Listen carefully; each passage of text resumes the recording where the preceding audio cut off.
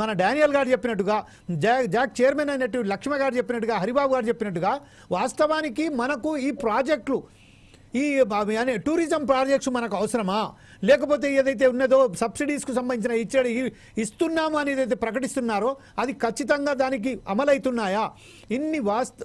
ఇప్పుడు ప్రస్తుతం ఎక్కడ చూసినా కూడా స్కామ్లు, ఎక్కడ చూసినా కూడా అవినీతులు ఇవన్నీ జరుగుతున్నాయి. కానీ ఎవరైతే ప్రధానంగా 35 సంవత్సరాల పాటు ఈ రాష్ట్రానికి సేవలు అందించారో వారికి కావలసిన వారి హక్కుల బెనిఫిట్స్ను కూడా ఈరోజు ఆపడం ఎంత దుర్మార్గంగా ఇంకోసారి వివరించండి సార్.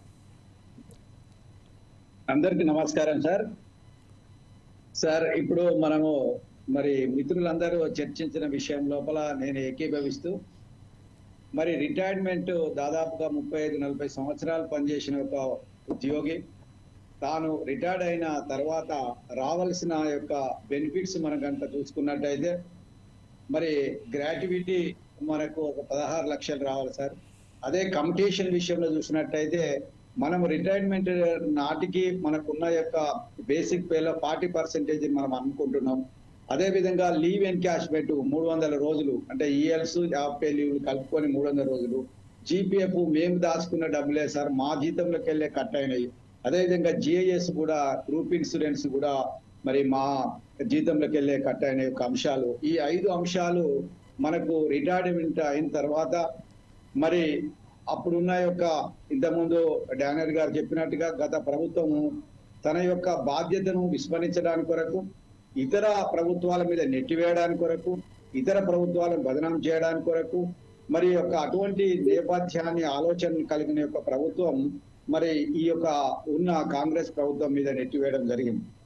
అయితే బెనిఫిట్ అప్పుడు మాకు గతంలో ఇచ్చిన పిఆర్సీలో కూడా సార్ దాదాపుగా 16 నెలల యొక్క మా యొక్క బకాయిలు ఎగగొట్టిన ప్రభుత్వం టిఆర్ఎస్. అదేవిధంగా మాకు రావాల్సిన యొక్క బెనిఫిట్స్ కూడా at the time of retirement లోపల పిఆర్సీ బెనిఫిట్లు కూడా మరి ఇప్పుడు కొంత మేరకు అవి క్లియర్ అవుతా ఉన్నాయి సార్. సో కానీ మరి ఆ ప్రభుత్వాలు చేసిన యొక్క మరి యొక్క కార్యక్రమాలకు, చేష్టలకు వారి యొక్క ప్రభుత్వము దాని యొక్క దమన నీతికి మరి ఇప్పుడున్న ప్రభుత్వం బలి అవుతా ఉన్నది.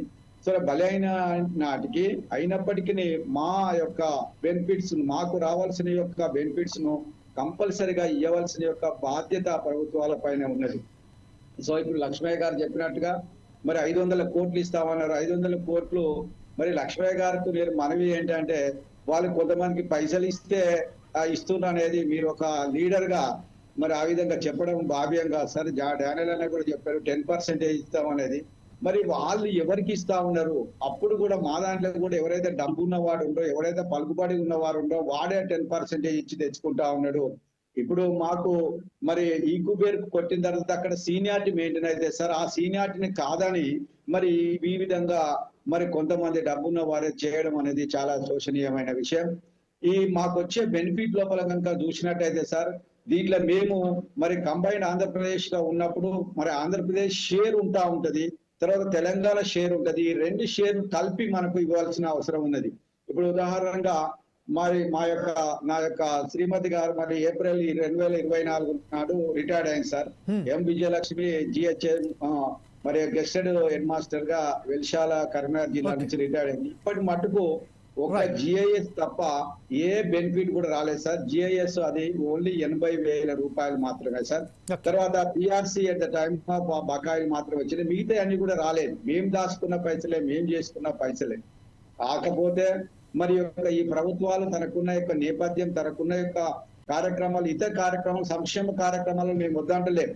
కానీ మీకు మీ ప్రభుత్వాలు నడవడి కొరకు, మీ ప్రభుత్వాలు మనుగడ కొరకు, మరి పరిపాలన సౌలభ్యం కొరకు, పరిపాలన మరి మంచిగా ఉండడానికి కొరకు మేము అహర్నిశలు కష్టపడిన మాకు మరి అట్ ద టైమ్ ఆఫ్ మరి యొక్క ఈ ఉద్యోగ విరమణ పొందినప్పుడు మాకు రావాల్సిన ఇస్తామని మరి గత ప్రభుత్వం అయితే ఆ రోజే ఇచ్చేస్తాము, ఆ రోజే మీకు అన్ని కూడా డబ్బులు ఇచ్చేసి మీకు ఇంటికి పంపించండి ఒక బాతాల పోతే మరి ఈ రోజు కనుమరుగైపోయాడు. ఏ సమస్యలు పట్టించుకోవడం లేదు. ఎప్పుడో మరి ఒక సింహం బయటకు వచ్చినట్టుకు వెళ్ళి ఏదో ఒకటి మాట్లాడడం, ఇంకా ప్రజలు మభ్యపెట్టడం అనేది జరుగుతా ఉన్నది.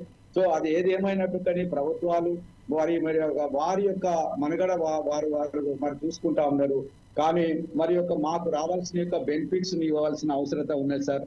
ఇంకొక సమస్య మాకు, మేము ఈ రిటైర్మెంట్ అయినాం సార్. రిటైర్మెంట్ అయిన వాళ్ళకు మాకు ఈహెచ్ఎస్ కార్డ్స్ ఇస్తా ఉన్నారు, అంటే ఎంప్లాయీస్ హెల్త్ స్కీమ్ లోపల కార్డ్స్ ఇస్తా ఉన్నారు. ఆ ఎంప్లాయీస్ హెల్త్ కార్డ్స్ లోపల మరి రికగ్నైజేషన్ పొందిన యొక్క కార్పొరేటర్ హాస్పిటల్ లోపల మాకు సరి అయిన వైద్యం లభించడం లేదు. మేము ఎప్పటి నుంచో గత ఏళ్ల నుంచి మేము ప్రయత్నం చేస్తా ఉన్నాం. మా బేసిక్ పేలకెళ్ళి 1% మీరు కట్ చేసుకోండి, కట్ చేసి దాన్ని మీ యొక్క వాటా కలిపి మాకు క్యాష్లెస్ మరి యొక్క వైద్యాన్ని అందించమని మేము ఎప్పటి నుంచో కూడా ప్రభుత్వాలను కోరుతా ఉన్నాం.